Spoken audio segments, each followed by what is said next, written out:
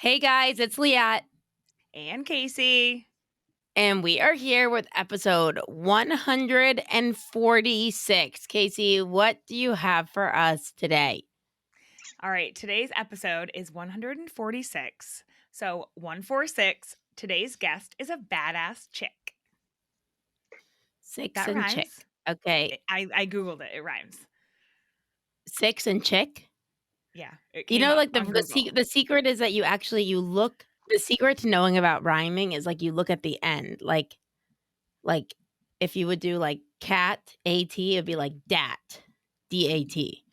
But whatever, it's cute. It's close. We'll go with it. Okay, let's get into our review of the day to pump ourselves up because I kind of came in here in a tiz, realizing that I forgot to pick Kobe up. He's been at the library for the last hour and a half, and I forgot that I was his ride. So Just your son. getting him. Here we go. That's my son, by the way. All right. So, we had a really great review today from MJT exclamation point 22. Cool. Never liked podcast until I listened to yours. Used to hate listening to people read things and talk, but I'd made myself give you two a try.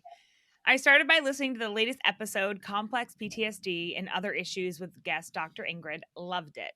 Multiple times I said out loud to myself, yes, it all makes sense. I am currently going for my master's in ABA, and the plan is to graduate next year, either summer or fall. I have started from the beginning episodes of your podcast and will continue listening to them. Thank you for explaining all things ABA in a non-ABA way. Well, that's amazing because that's our goal. So we're accomplishing it. Nice work. Thanks for leaving the review. And anyone, if you have not left a 5-star review, go leave an effing 5-star review. How many times do I have to beg you? I don't want to beg here. Just kidding. But if you have something nice to say, go write it, please. And if you have nothing nice to say, don't write it. All right. So today's guest, I'm super excited about. Just a little foreplay to our episode. I had seen something pop up on Instagram. It was a while ago because this podcast has been like in the making, meaning like we had to cancel, like life gets in the way in between. It was actually on Instagram. I think it was People. People magazine had posted like this hot girl, and I was like, let me read the story. And then I started reading about it, and I was like, this is amazing. I am going to reach out to this guest. And this hot girl said yes to coming on the show. So, if in case you're really excited now, we're going to let you know all about it. Casey, can you introduce us to our guest? I would love to. So her name is Jessica Grossman. She's the founder and spokesperson of Uncover Ostomy. She was diagnosed with Crohn's disease at the age of 8. That is very young. Between the ages of 11 and 13, she was bedridden in the hospital. And after a ton of diets, tests, medications that were worse than the disease itself, she had to make a choice. It was ostomy surgery or death. And if you don't know what ostomy is, she's going to explain it all to you today.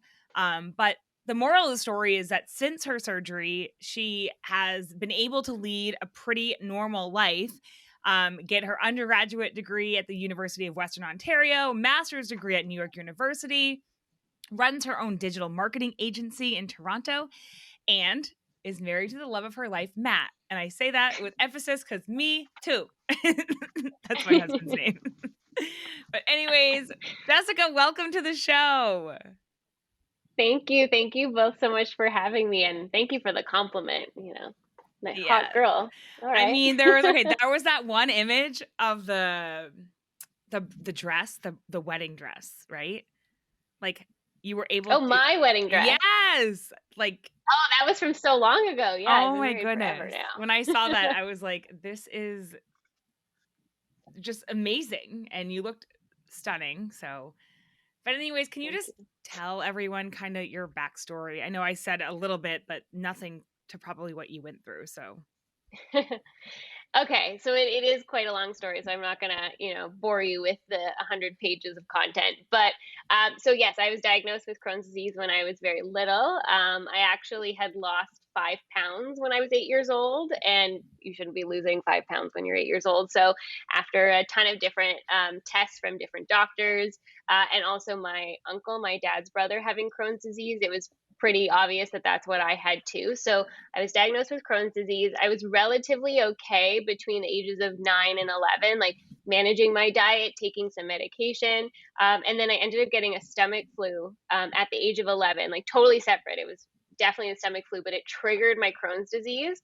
And after that, I just was sick. Like I was constantly sick for 2 years. I was in constant pain. I couldn't eat. I was throwing up. I was bleeding internally, losing weight, like basically unable to lift my head off the pillow. And the days that I could do that, I would try to go to school, but then I'd be up all night, sick. And so I would be in the hospital for a week, 2 weeks, a month at a time. They would try and send me home to live a normal life. And obviously that was very difficult. At one point, they even sent me home with my own IV machine. Oh my gosh. Yeah, I would love that.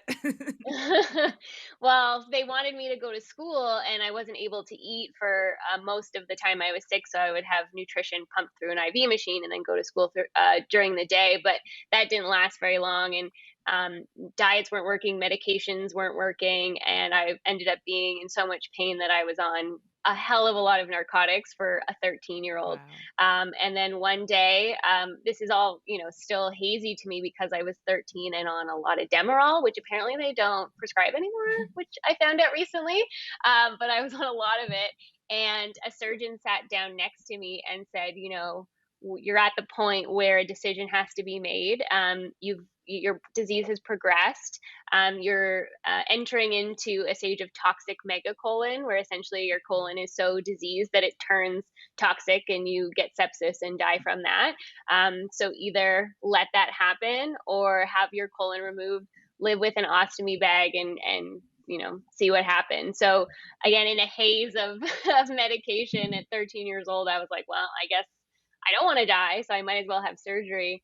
And literally, like 3 days later, I was in an 8-hour long surgery, had my colon removed and some of my small intestine, about 6 feet, and was given an 6 ileostomy feet? bag. 6 feet, yeah, it's a lot. Like, it's just crazy. And You're like, I mean, you hear about how long the intestines are, but, like, at age 13, you're like, you could even fit 6 feet of something, like, in someone's, like, yep. Hmm. wild. Yeah, and what's even crazier is, so the surgeon happened to be a family friend of like my parents and grandparents. Obviously, wasn't friends with him, but because we were friends, my dad got special permission to have photos and videos of my surgery taken. So I literally have a photo of me on the operating table. You don't see my head, you don't see my crotch area, you just see my abdomen.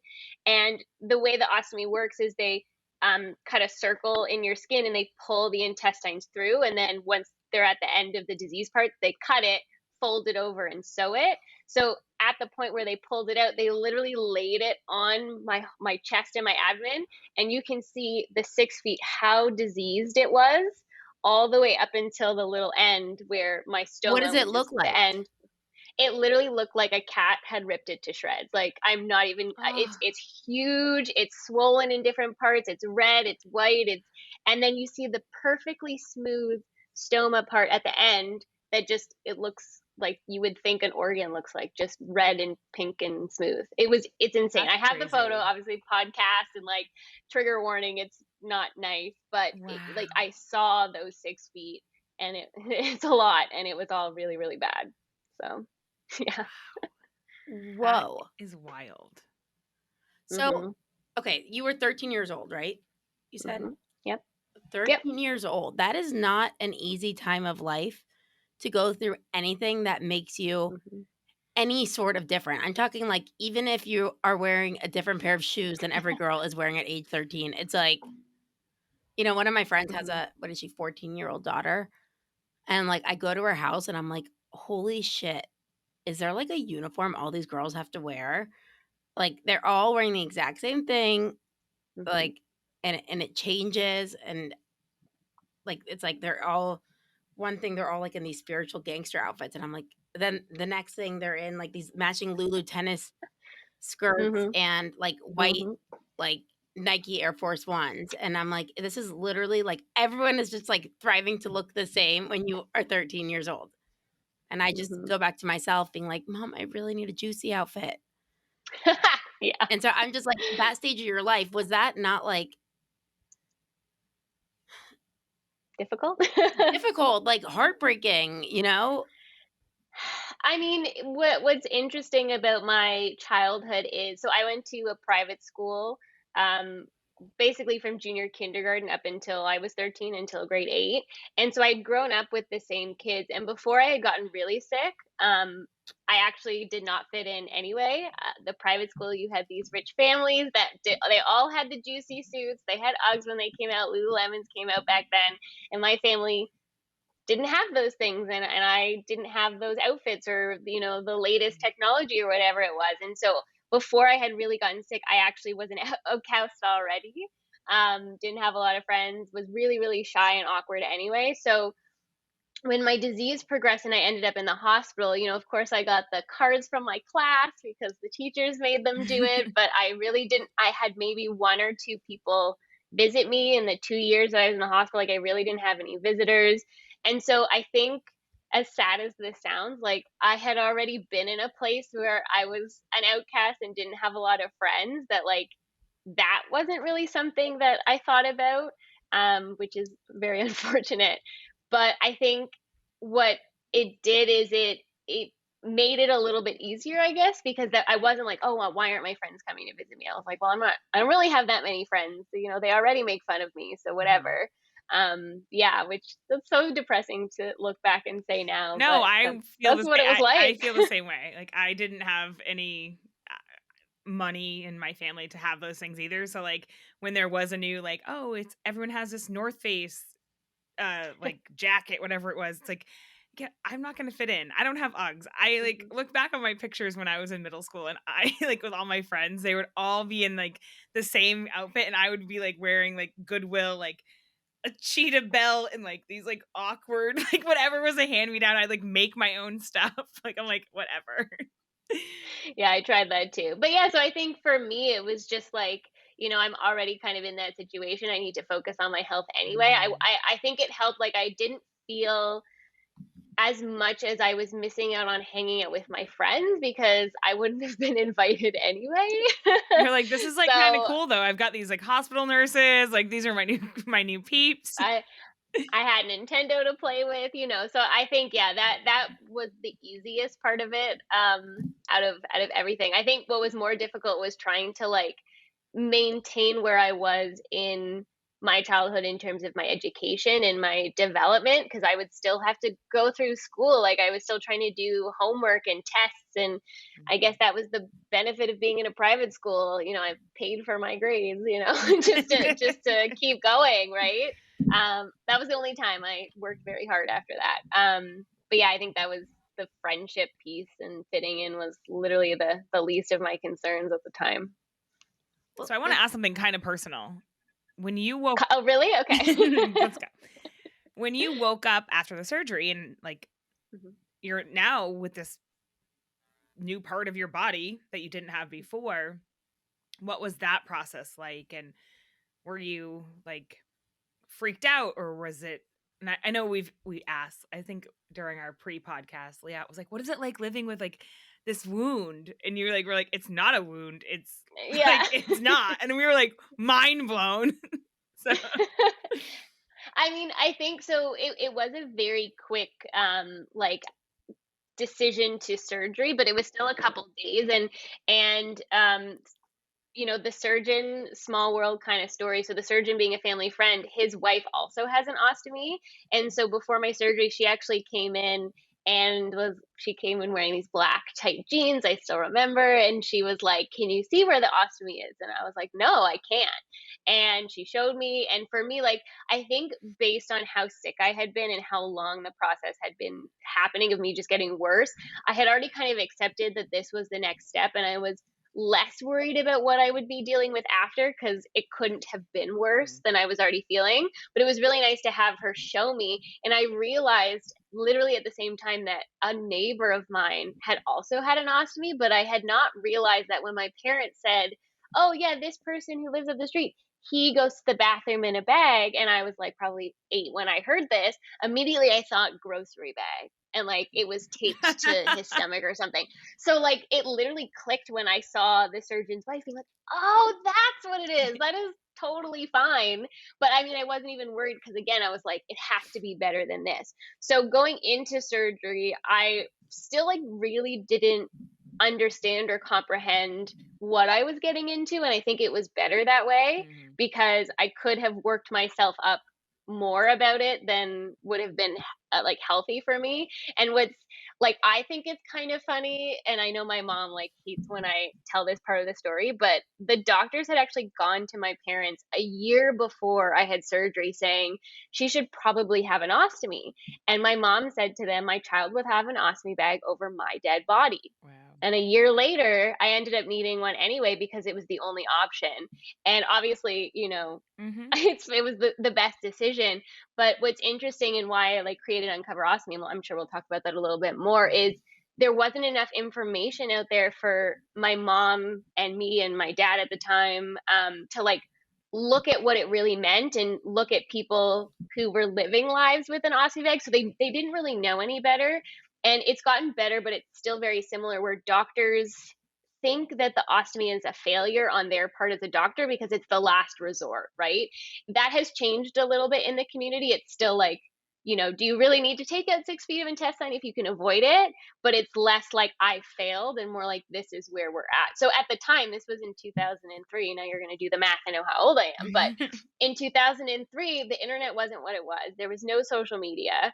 There, you know, wasn't someone like me posting half Wait, we're naked the on the exact internet same to look age. to. You're 33. Yes. I know because I'm always the age of the year. Okay. Oh, that's smart. Well, I was going to say, so I was an LNA for a few years when I was in my early 20s. And yeah, the only people that I saw with ostomy bags were over 80 years old. And when I met you, I'm like, she is like living in something like that I've only seen as in a nursing home, right? That like they're in a gown, they're not wearing clothes. So it's not like I don't think of all those things. I didn't think of those things, and you had to. And it, just amazing that you're like, so yeah. So talk about Uncover Ostomy and like what, you know, how you kind of started that. Wait, Casey, before we get to that question, can I just say one thing for anyone listening who is studying for their test potentially? Something that you brought up and which I can relate to also is, I mean,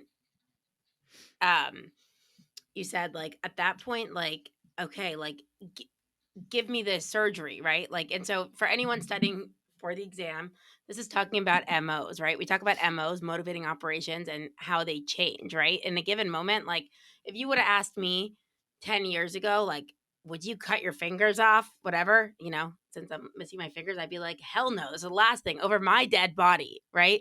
And then you're in an increasing amount of pain, right? We know that increased pain is an unconditioned motivating operation, right? And at that time, you'll do whatever it takes to get out of that pain. Like I remember personally, like screaming at my doctor, like, please just take them off. Just take my entire hands off. Please, I'm in agony.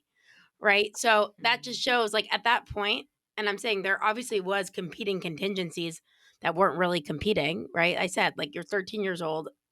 A lot of people aren't wanting to be anything different at that point, let alone have something that makes them look physically different in any way, which also we'll talk about that when you look at Jessica on the outside, you would not ever know that it's something that, you know, she has or and so just wanted to put that out there that MOs are always changing, right? So like something that you would say like over my dead body never one day in good health, you might be begging someone to do that surgery for you another day when you're in agony. So that's one thing I wanted to add.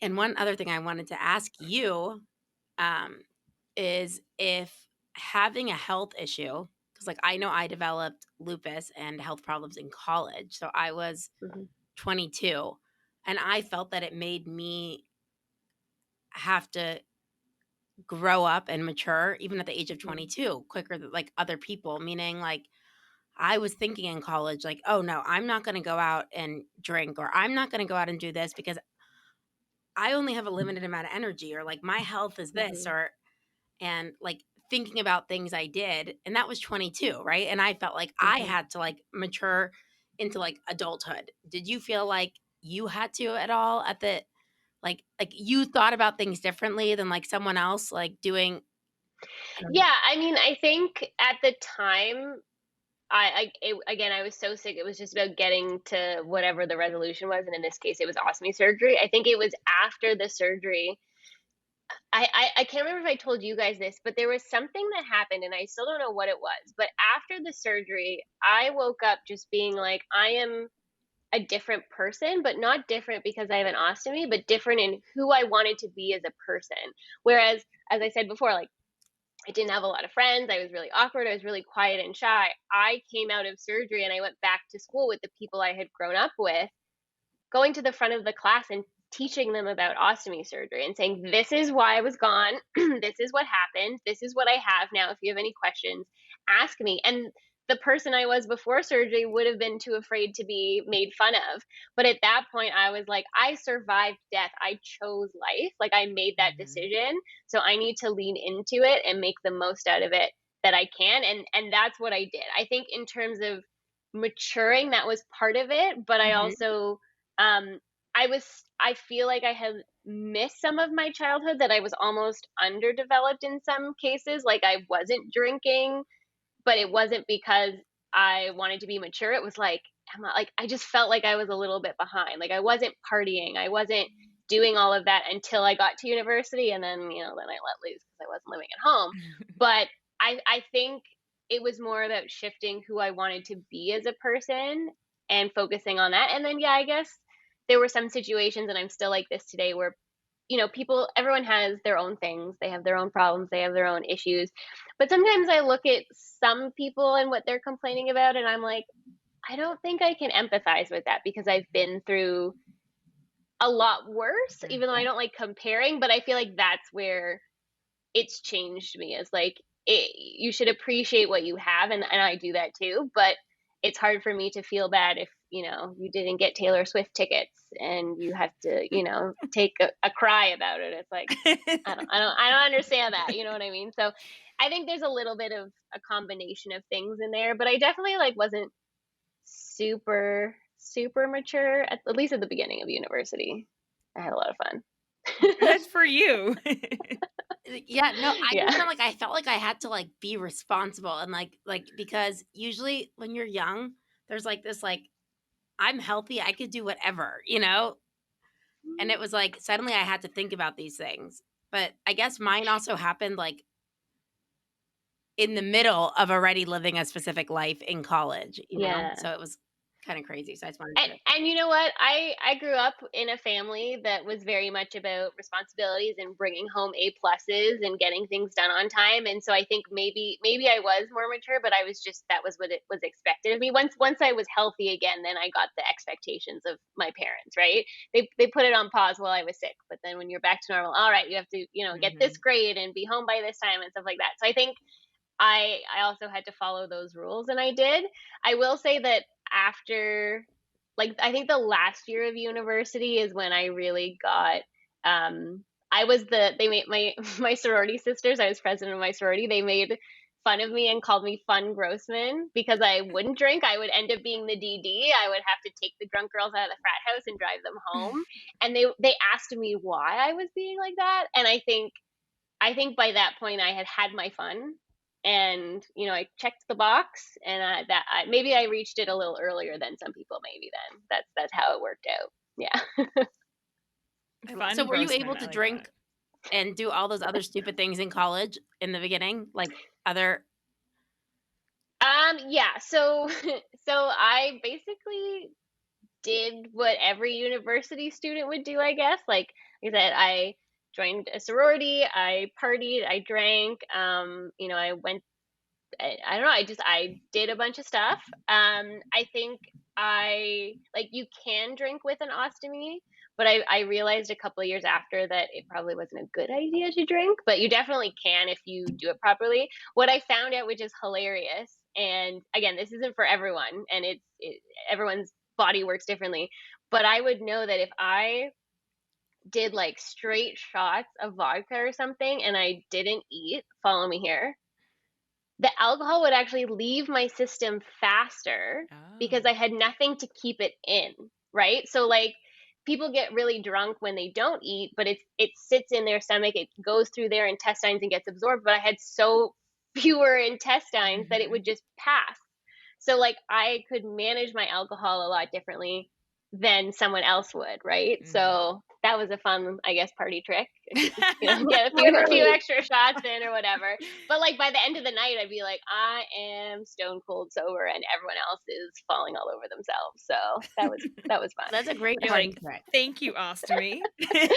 Yeah, one of the many benefits, you know, people don't talk enough about like the pros of having an ostomy bag because there are some you don't even think about. And it's like, that's one of them. Like, my question is, can you get constipated with an ostomy bag? Yes, but it's called like a blockage because technically your like constipation happens in the colon, but because I don't have one, you can not digest food enough and it doesn't have enough to pass through to like be digested, so you get blocked up. I don't know why, if that's like the clinical term or it has to be called something different, but that's just what it is called.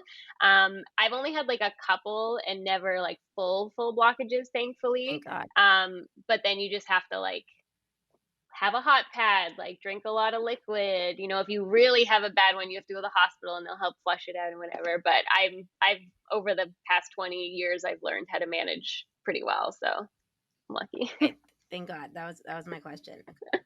Yeah. All right. So I have another question again. We're getting personal. All right. Okay. Ostomy bag, right? Yeah. People are listening. They might not have seen it or know what it is, but how does one go about letting their sexual partners know what that is? And how was that for you? If you don't mind sharing, for anyone that might have to go through this or has gone Mhm. through it. Yeah. Yeah. I mean, I always start by talking about how to approach speaking about an ostomy and whether or not it's in a sexual context, just in general.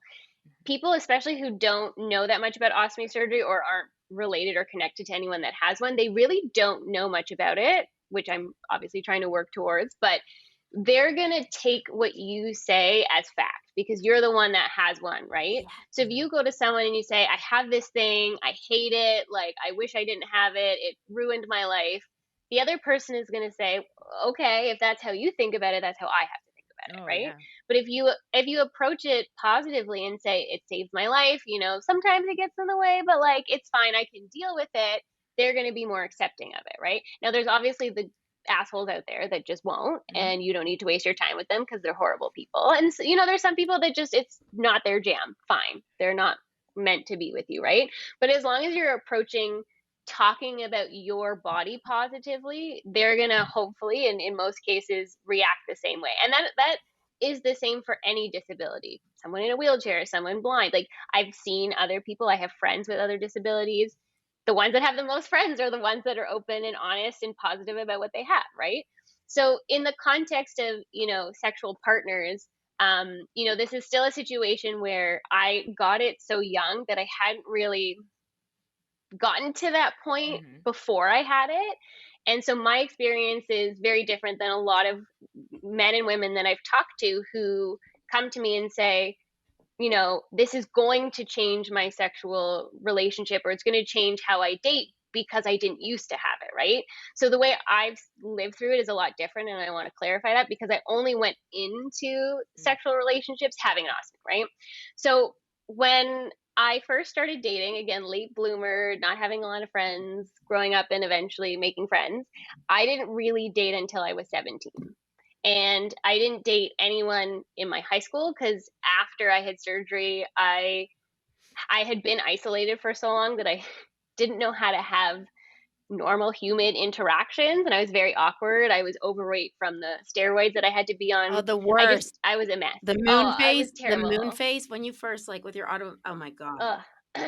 But then you gain weight from it that even when your moon face is gone, you're just overweight. Like I wasn't eating and I was still 50 pounds overweight from Wow. the steroids, from the IV. Like I was a hot mess going into high school. And I went into a high school with a whole new group of people.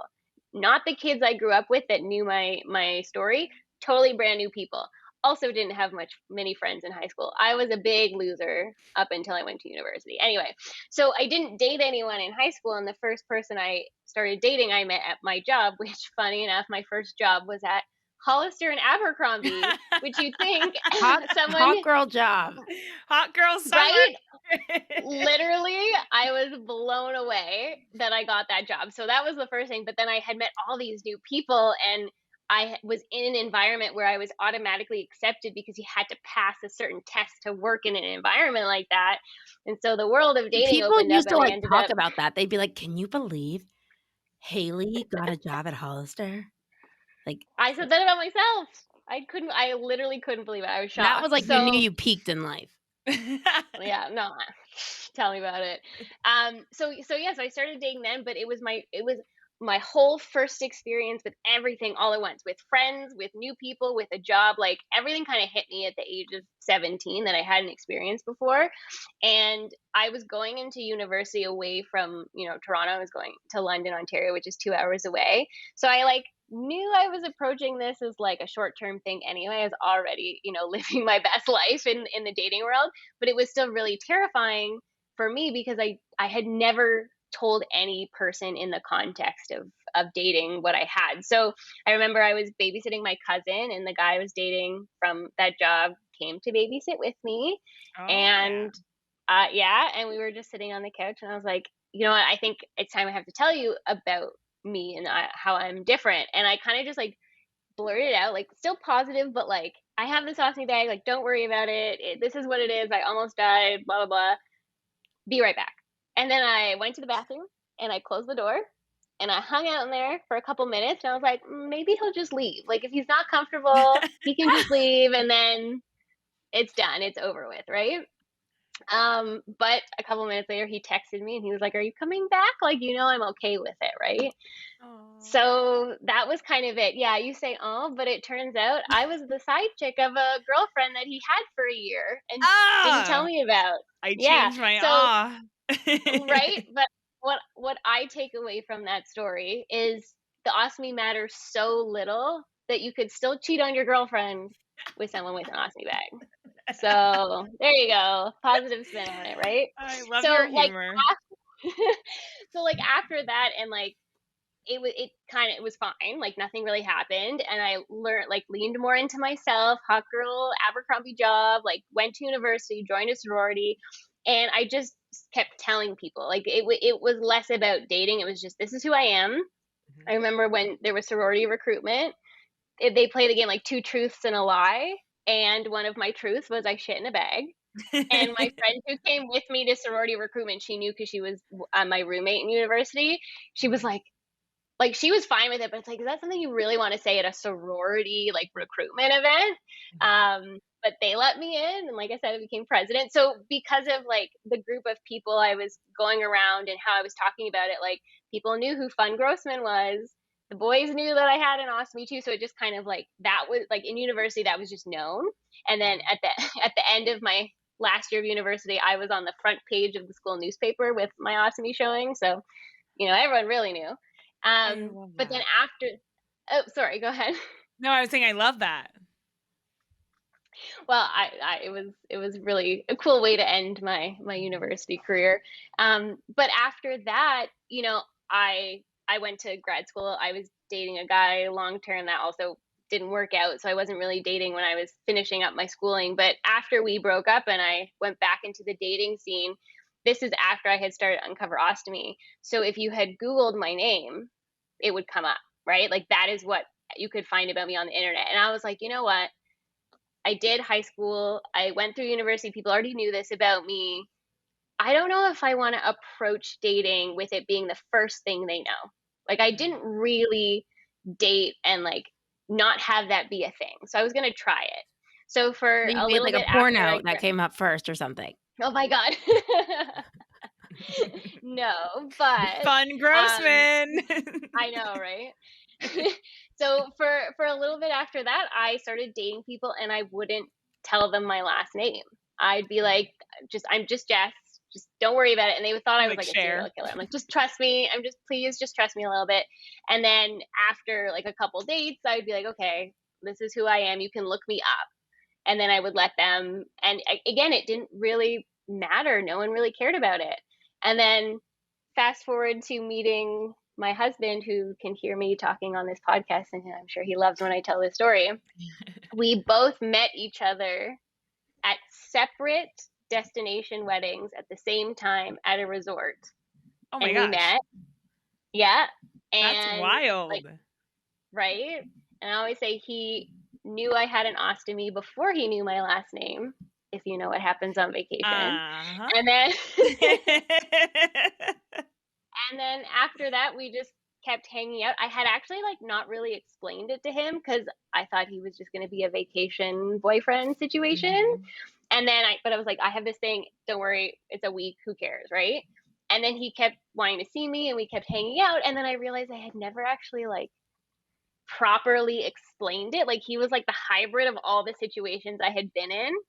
And he came back. He's like, I looked it up. Like I think I am. Like, do you have questions? No, I think I understand it. And that was kind of it. And that was my dating history. And it worked out perfectly because now you're happily married. Exactly. And I think, like I said, the trend through all of that is I always approached it with positivity. I tried different ways. It was upfront. It was, you weren't going to know until we actually liked each other, or it was that hybrid of you kind of know, figure it out for yourself, I guess. And in all the cases, I was just positive about it all throughout. And I've never had a single guy not like have it get in the way, right? And I know I've said that before in other places, and people are like, well, look at you, like of course they're not gonna have a problem with it. But it's like it's not about how I look, it's about how I am, if that makes sense, right? So, and I think that just goes to any person's sexuality. It's how you are, how comfortable you are in yourself as a whole, right?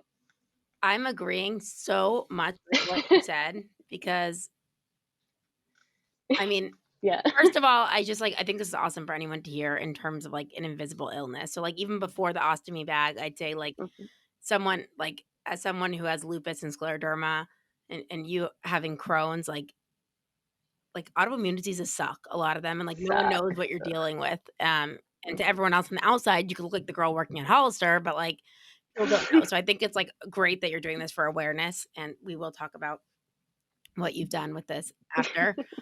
But also something that I also I remember my thing after like I knew I had to get my fingers amputated. First of all, I can't imagine like seeing that surgery after. Like when they showed me my fingers for the first time after I got them amputated, I fainted. I literally was like, oh my God. it looked like it was like out of like a haunted movie. Like they took the bandages off and I'm like, what the fuck? And like fainted. And I remember being like, who's gonna want to date me? Like I'm like I felt like, like I'm like I feel like I'm disfigured, like this, that. And at first I felt like so insecure about my hands. And I'm like, I thought like every cashier was looking when I pay with my credit card, when I do this, when and so I would go to my way to tell them like, yeah, oh my God, like crazy. The doctors messed up on a surgery and then ended up like this and blah, blah, blah. And like, they literally probably could give two fucks. I mean, they would ask questions then because they're like, wait, doctors made a mistake and you lost, whatever.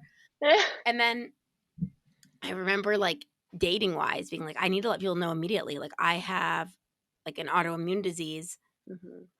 But then it's like, you could let them know, but I always say like everything you said, like I connect so much. It's about the way you share something, right? So it's like if you let someone know, and like I mean, also it took time for me understanding dealing with my own illness of like you could present it as being like I have this disease. It's like literally I don't know when it's going to strike me, when I'm going to get sick. I might be like really ill. I'm in the hospital, whatever it is. But then like after time, it's like, okay, look, so I have this thing. Like now I present it as like, this is what I have. sometimes I go to the hospital and I refuel on fluids and I'm like a new person. I'm back the next day, and it's the same way like someone I always say like someone with like diabetes might be like, "Oh, I have this thing," and like whatever, when my insulin gets low, I just like get this shot. And like however you present it, someone else is going to perceive it. So like when you present yourself as like a really sick girl or a really, like having a major issue, like people perceive it that way. And, Mhm. And they treat you that way. Like it's not just perceiving, is they react to it.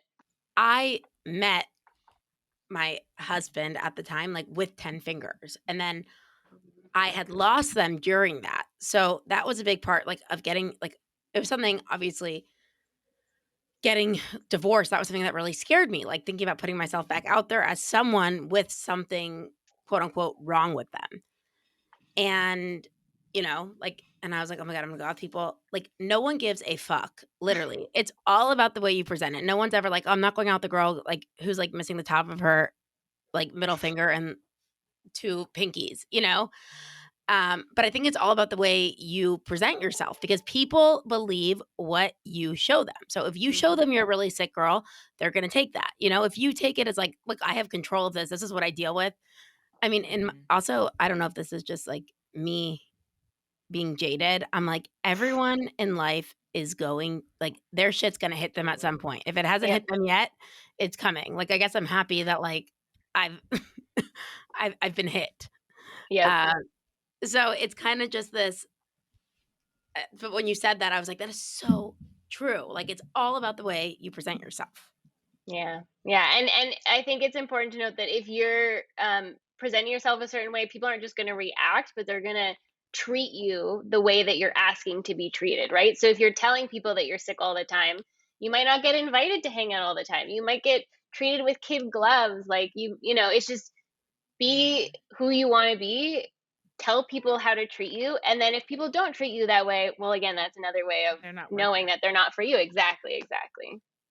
And I think that both of you guys, based off what I mean, I clearly know Liat very well, but knowing you now is coming at it with humor. And I, like, with my trauma past or whatever, my childhood, like, I always joke with Liat, like, she's like, oh, you're so funny. I'm like, thanks, it's my childhood trauma. Like, I use that, like, I'm not going to be the victim and be like, oh my God, I was homeless and blah, blah, blah. Like, it's like, I use it as like funny. And that way people around me, when they hear the stories or when Liat asks me about them, I, laugh and use humor. And sometimes people are like, Liat, like, that's like, don't ask her those things. And it's like, no, I'm totally fine. Like, and just how you present yourself is exactly that. Like, you want to be open and vulnerable, and you also want to be perceived as like, I think like you can come at me with anything. You can ask me anything. I'm an open book. And same with you two. I feel like you're both. It also like, doesn't, this is my like thing. It also doesn't allow people to talk shit, right? yeah. It's like, you talk shit about yourself. It's like you want to go talk about me like missing my fingers, but like behind my back, like I fucking talk about it in front of you. So like, there's no reason you need to, right? Like you don't need to go talk about like my ostomy bag. Like I'm open about it. I've had friends make jokes about it to my face in front of other people. Like, but I've allowed it in the way that I've made those jokes or I've talked about it. They feel comfortable doing it, which means they're not going to do it behind your back because they can do it to your face, right? Yep. So I think that's important. Totally. Okay, so I just have 2 more questions that my brain went here. Okay. That I was thinking. Okay, so when and these are questions that like obviously probably people don't want to ask, but I have to. Just like go to bed tonight. Like, do they like seal off your butthole? That is a good question. God, I would never think of that. Wow. Casey also has butthole problems, so this is like really. Everyone knows I have a anal issue. Not anymore. Isn't it better? It was a fistula tract that I needed to drain in for a year and a half, and it was They thought it was Crohn's. They did. And my Nana had Crohn's really bad. She actually died from Crohn's very young, like early 60s. And I was like, I definitely have it. Like, there is just no way. And I went in and they did all the upper GI, lower, whatever. And like, oh, it looks beautiful. I'm like, no, like do it again. Like you have no idea what I go through every day. I'm like on the toilet all day long. But I think it's just more of like anxiety and diet and all that other stuff. But so yeah, I had a butthole drain. It fell out on its own. So I don't know. I think I'm healed. Who knows? I don't have any more money to go back to the doctor. So Oh my God. Well, okay. So to answer the question about the butthole. So again, I somehow am in my own different world. Things are a little bit different with me than most people with ostomy. So again, from my experience, but so when they took out my colon and small intestine, they did disconnect it from my rectum, right? Because they took out the colon, that's what connects, and they close it up at the top, but they left it open. So apparently, and this was 20 years ago, the reason for that was to leave open the option of connecting me again. Now, why in the hell they would want to connect me again when I'm missing 6 feet of intestine? I would literally be in the bathroom all day. And also, I have Crohn's. There's no cure for Crohn's. So maybe there was some hope that there would be 20 years from now, but no, there isn't. And the other reason too is that when you mess with the rectum and you take it out, especially if I'm already missing 6 feet of intestine, that's more, and you don't even realize how packed together your other internal organs are. So it can cause like female issues, like my uterus is already kind of tipped. It could be worse. You could have fertility issues, things like that. So they were like, let's just leave it. It's fine. But I was supposed to then have it taken care of years later, because technically my rectum isn't being used. And even if you have an organ inside that isn't being used, it could die, it could get cancer. It's just not a good idea to have it still in there. So I still have a which is the organ? rectum. The organ? Rectum. The rectum. Okay. The rectum and my anus is all still there. So normally what they do, and I think they force it now, I don't know if people have a choice, but they'll take out your rectum and literally sew you up. It's called the Barbie butt surgery. Not just on trend with the movie. This is literally what it's called. Like guys, like Barbie idiotic guys who are like, girls don't poop. Like you literally could be like, yeah, I am literally Barbie. A Barbie butt. Just it goes somewhere else. But yeah, but apparently like it can be a very painful procedure and cause other problems, again, especially if you're also missing that your organs like shift around, right? So I am technically supposed to have that done, but I've made an agreement with my GI doctor that as long as I keep getting it checked and everything is still okay, that it won't be touched. So it's still there. It's not in use. You can stick a finger up it if you want to. I don't recommend it. Maybe you need to start using it other ways. No, I'm just kidding. I mean, I do have the cleanest one on the east on side the planet. But yeah, I because of how many problems I could get from having it taken out, it's like do not touch, do not enter, red tape, locked up. I just don't want to mess with it. So we call that an S delta in the field. Not available for any reinforcement or action. No, thank you. Yes, exactly. My second question. My second must. So I could.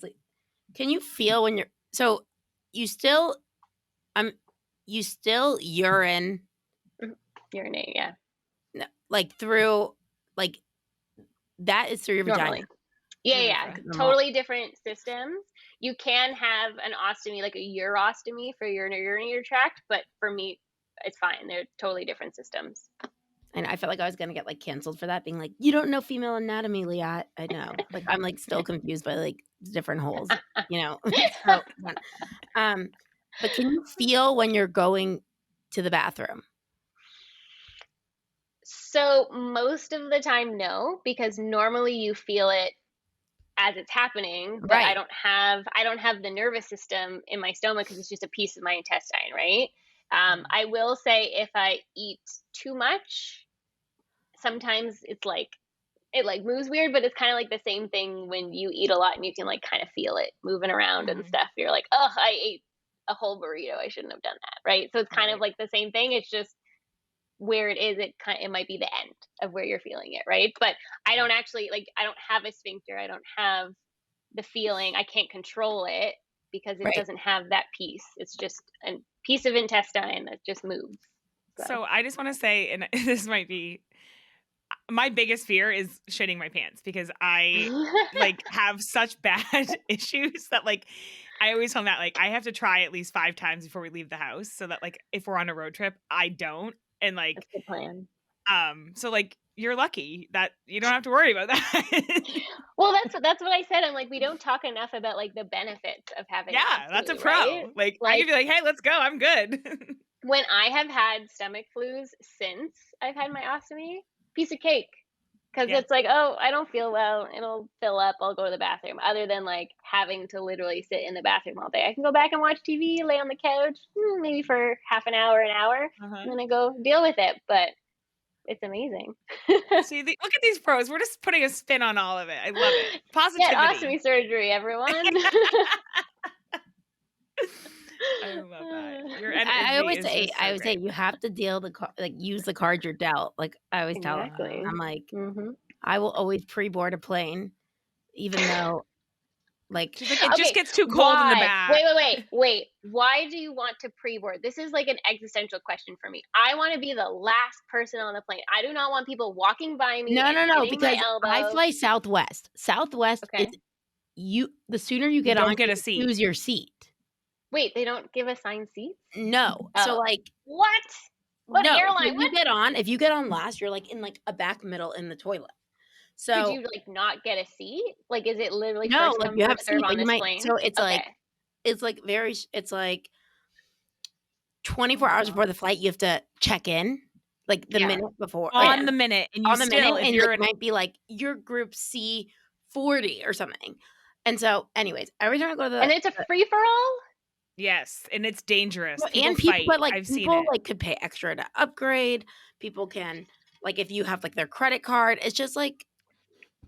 But also because of my health issues, I only fly Southwest because you could cancel the ticket up until like A minute the flight, like the Mm. flight takes off. So like I've I just see. my You entire get all your college, credits. Like you never get charged. my entire college, like I paid so much in like canceled flight fees and changing fees Mhm. because when I got diagnosed with my health issue, like I couldn't travel, blah blah blah. And so, Yeah. but anyway, so I go to the airport and I'm like, yeah, it's like really cold in the back of the plane. I kind of need to get on earlier. And they're like, oh, well, we give you pre-board. I'm like, oh, you can? That's so cool. Thanks. Right. And so, but I'm like, you got to use the cards you're She dealt. like holds. I've been with her. I'm like, you're not gonna get pre-board. She literally will hold her hands up to the. She's like, look it. This is what happened last time. I didn't get pre-board. No, I don't My think fingers that. fell off. I know, Oh my but, like, god. No, No, but, I'm like, like, you could see like I have a listen. circulation issue. I have really bad circulation issues. Look at my fingers fell off, and they're like, I- yes, ma'am. I kind of agree, but I also disagree. And my husband he just left the room, but like I only pull the card when I like really need to pull the card, like when I am in the TSA line and they are slow and I did everything I needed to do to get there on time. That's not my fault. That, like I did what I needed to do. If I really fucked up, I'm going to try not to, because like, again, I feel like a normal person. I don't feel like I need special treatment, and I don't want to be seen like I need special treatment.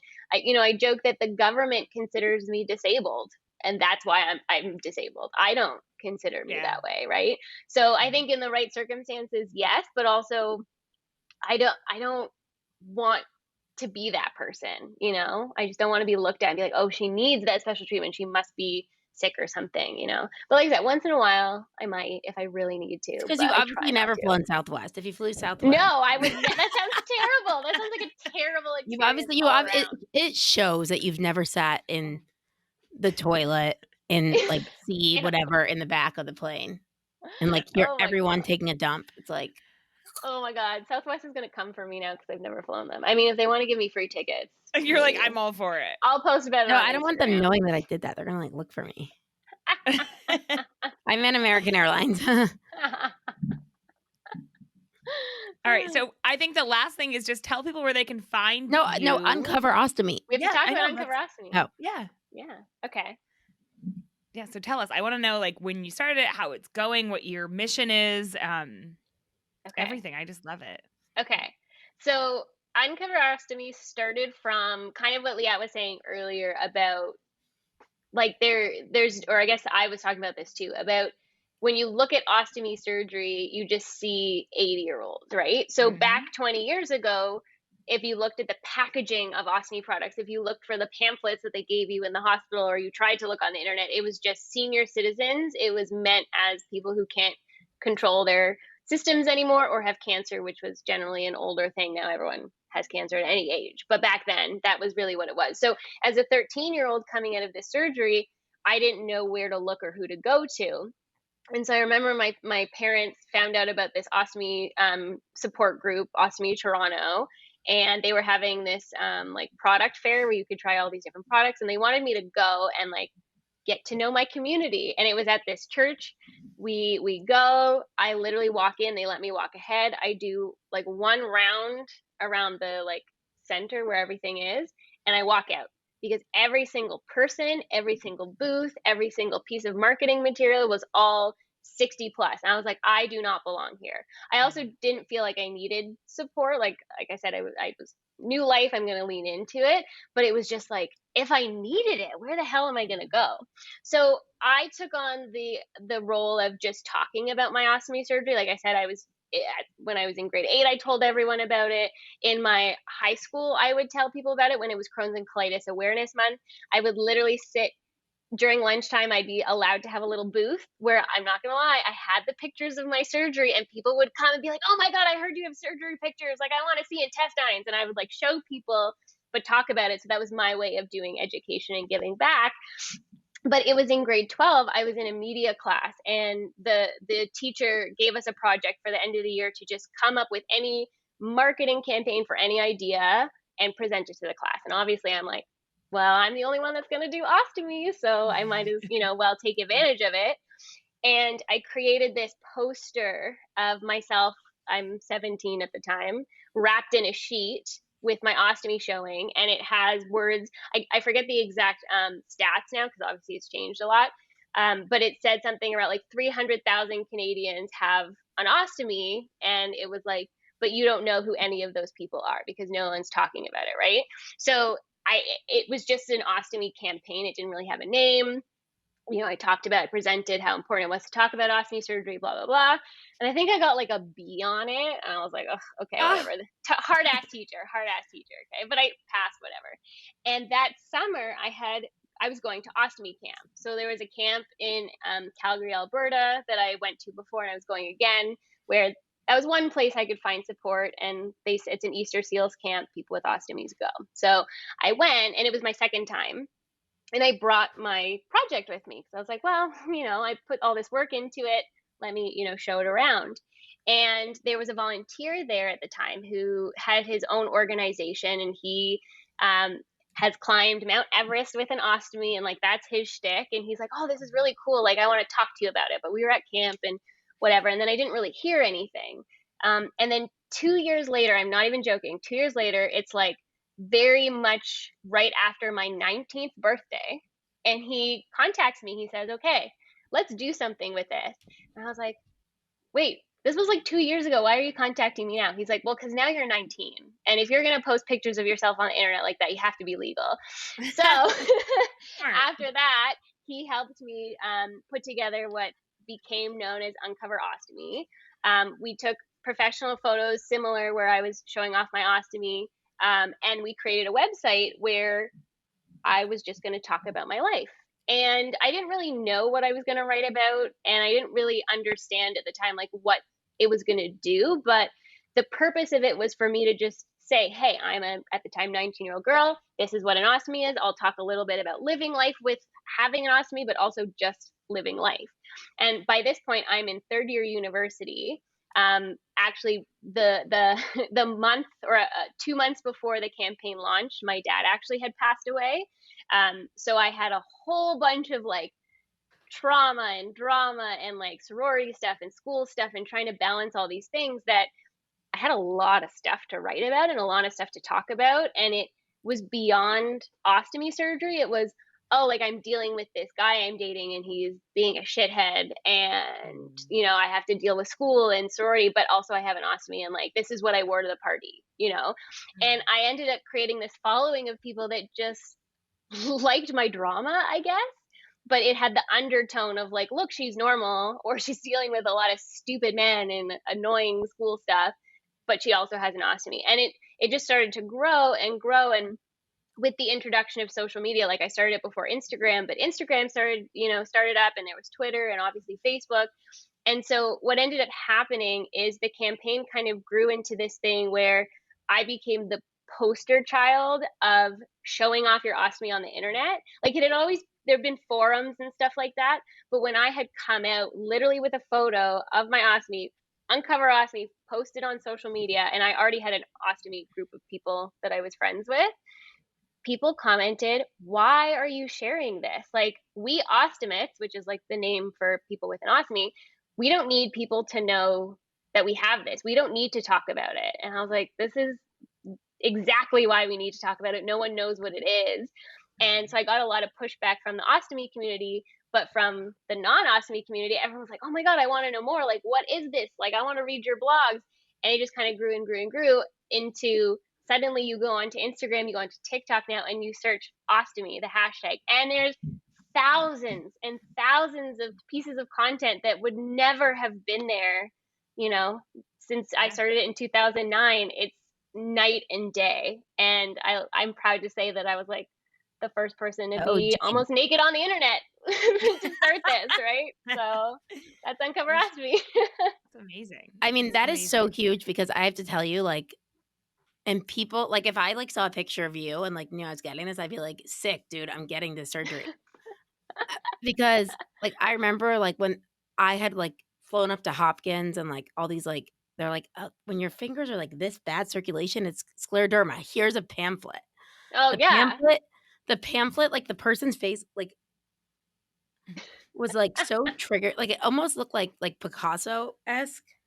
And I'm like, oh, like how your face would transform or something? yeah. And I'm like, tightening. this is what I'm waiting for, Oh and it's like, and I like you're petrified, Mm-hmm. And so, like, what you're doing is so important. Like, I used to, like, type in, well, first of all, like you said about the support groups, I'd be like people, like, fully identifies it. They sign off, Yeah. like, Liat Sachs, comma, lupus, comma, scleroderma, comma, fibromyalgia, comma, finger loss in 2011, comma, and it's like that. And then so I would type in, like, because I was a big runner, I'd be like, lupus finishes marathon, blah, blah, blah. Like, I'd look for the positive news or, like, the things to see that, like, were better. So, like, what you've done is so amazing. And, like, maybe that even started the larger trend of, like, people sharing, like, way weirder stuff on, like, TikTok and stuff. Like, you know?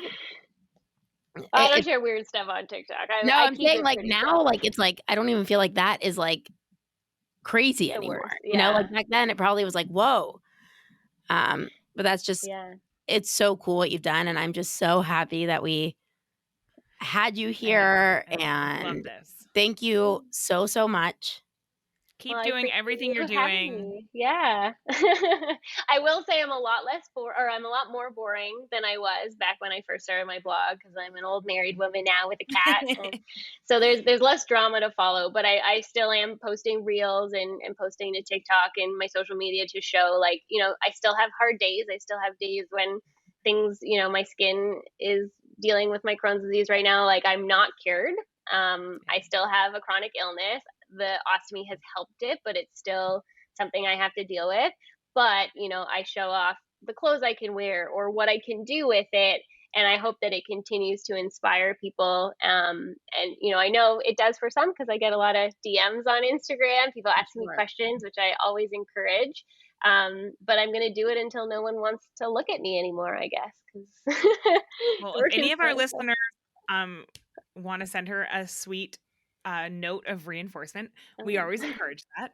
Yeah. Just like we ask for 5-star reviews. Shameless. I would love that. I'm at Jess Grossman on Instagram, and at Uncover Ostomy is the campaign. Awesome. We'll put that in the show notes too. Awesome. Thank you. Jess, thank you so much. I'm glad this worked out. So am I. Thanks for coming and spending your time with us and sharing your story with our listeners. It means so much. And answering all the unfiltered questions. There's so many you didn't even cover. Like, I'm sure if anyone wants more, again, feel free to DM me, or maybe we do a round 2 of just weird ostomy questions. I love it. I'm here for it. I love that. All the weird questions you want to ask. Perfect. Well, thank you so much. You guys know where you could find us. You could find us online, Behavior Bitches. Yeah. You can find us online, Behavior Bitches. Is it Behavior Bitches Podcast, our website? Behavior Bitches. You can find us on our website, behaviorbitches.com, on Instagram at Behavior Bitches Podcast, on Facebook at Behavior Bitches Podcast. Bless my heart. And as always, love ya. Mean it.